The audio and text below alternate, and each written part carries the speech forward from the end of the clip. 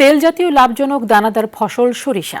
রংপুরের পীরগঞ্জ উপজেলায় স্বল্প খরচে অল্প সময়ে লাভ বেশি হওয়ায় সরিষার দিকে ঝুঁকছেন কৃষকরা। এদিকে চলতি শীত মৌসুমে চাঁপাইনবাবগঞ্জের ৫টি উপজেলায় বিস্তীর্ণ মাঠ জুড়ে সরিষা ফুলের হলুদ সমারোহ।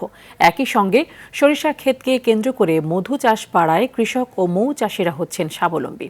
জেলা প্রতিনিধিদের পাঠানো তথ্য ও চিত্রে বিস্তারিত জানাচ্ছেন লামিয়া তানজিন মাহমুদ।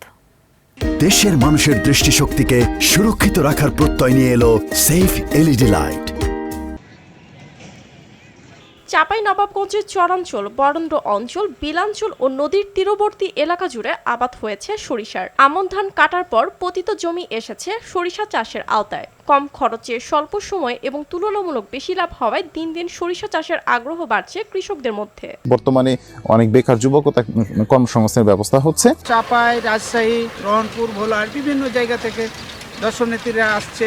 একই ফসল থেকে সরিষা ও মধু দুই ধরনের উৎপাদনের কারণে আয় বেড়েছে, কমছে গ্রামীণ বেকারত্ব, বলছে কৃষি বিভাগ। আমাদের পরামর্শ চলমান রয়েছে। আর এইরকম আবহাওয়া যদি বর্তমান বজায় থাকে তাহলে আশা করা যায় যে আমরা আমাদের কাঙ্ক্ষিত ফল পাবো। এদিকে আবহাওয়া অনুকূলে থাকায় গত কয়েক বছরের তুলনায় চলতি মৌসুমে রংপুরে পীরগঞ্জ উপজেলার কয়েকটি গ্রামে সরিষার আবাদ বেড়েছে উল্লেখযোগ্যভাবে। সরিষার যে পাতাটা আছে ওটা পড়ে গিয়ে জমির উর্বরতা বৃদ্ধি করতেছে, সবুজ সার তৈরি হচ্ছে। এবার ফলন তো বেশি ভালো হয়েছে আবহাওয়ার কারণে। উপজেলা কৃষি বিভাগ বলছে এই সরিষাটা আবাদ করে খুব সহজেই 2 ফসলি জমিকে কিন্তু 3 ফসলি জমিতেও রূপান্তর করতে পারতেছে, যা আমাদের দেশের জন্য আমাদের এই তেলের চাহিদা পূরণে খুব গুরুত্বপূর্ণ ভূমিকা পালন করে। সরিষা আর ফুল থেকে আহরণ করা মধু, এ দুই থেকে শুধু দেশের টাকা নয় বরং দেশের বাইরের বাজার থেকেও সম্মানজনক লাভের স্বপ্ন দেখছেন সংশ্লিষ্টরা।